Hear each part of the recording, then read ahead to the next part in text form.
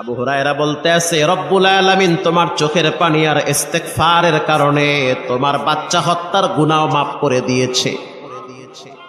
মাফ করে দিয়েছে আল্লাহ।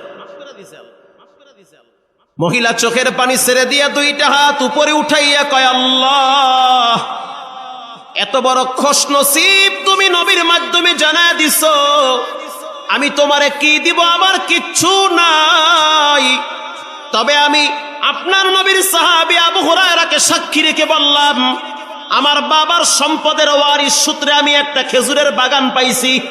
আল্লাহ আপনি সাক্ষী, আমার খেজুর বাগানটা আপনার রাস্তায় আমি দান করে দিলাম। আল্লাহ আল্লাহ মিকুনাত লাইলো নাহার, আল্লাহ আল্লাহ মিকুনাত শামসু হাজার। ক্ষমার মালিক কে? এজন্য ঘাবড়াইতে নাই, অস্থির হতে নাই, তওবা করতে হয়, আল্লাহর কাছে ক্ষমা চাইতে হয়।